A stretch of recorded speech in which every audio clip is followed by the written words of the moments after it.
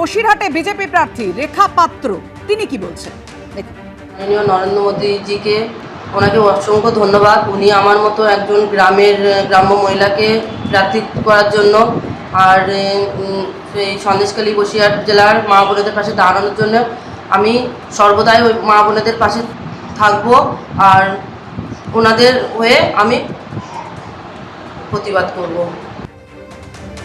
এই রেখা পাত্র সন্দেশখালীর একাংশ মানুষ বাসিন্দারা যারা রেখা পাত্রর নাম সাজেস্ট করেছিলেন এবং শুভেন্দু অধিকারীর তারপর রেফার করেন এবং অবশেষে রেখা পাত্রের ওপরই ভরসা রাখলো বিজেপি। বসিরহাট থেকে বিজেপি প্রার্থী হলেন রেখা পাত্র যেমনটা জানা যাচ্ছে। রায়গঞ্জের সাংসদ দেবশ্রী চৌধুরী তিনি এবার লড়বেন কলকাতা দক্ষিণ থেকে।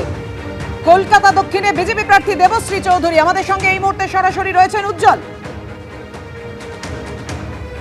দেবশ্রীদি, আপনার রায়গঞ্জের থেকে এবার কলকাতা দক্ষিণে লড়াই কতটা কঠিন বলে মনে করছেন? রায়গঞ্জের লড়াইটা এর থেকে কয়েক গুণ বেশি ছিল। রায়গঞ্জের 3 জন দিকপালকে তাদের নিজের টেরিটরিতে হারিয়েছি।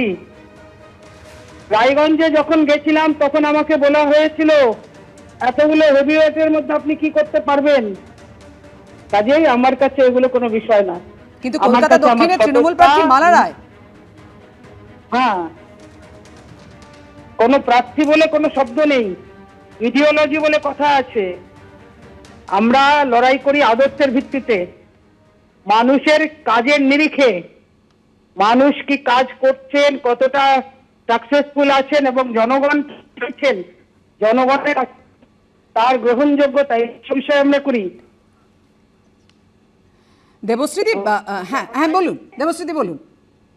লড়াই হবে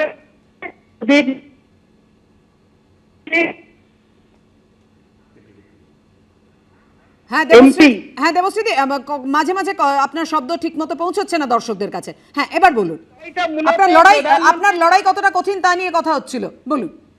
প্রধানমন্ত্রী তৃতীয়বারের সরকার গঠনের জন্য সবাই জানেন যে ভারতবর্ষে নরেন্দ্র মোদীর নেতৃত্বেই তৃতীয়বারে এনডিএ সরকার গঠন হবে।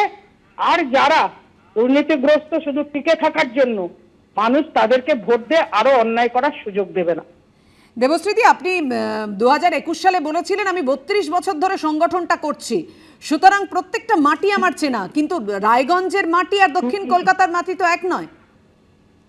আপনার একটুখানি যদি খোঁজ নেন দেখবেন দক্ষিণ কলকাতায় আমি সাংগঠনিক জীবনে যখন আমি জেনারেল সেক্রেটারি পার্টির ছিলাম তখন আমি দক্ষিণ কলকাতায় বিশেষ দায়িত্ব নিয়ে অবজারভার বা যেটা ইনচার্জ বলে প্রত্যেকটা ওয়ার্ডে আমার যাওয়া আছে।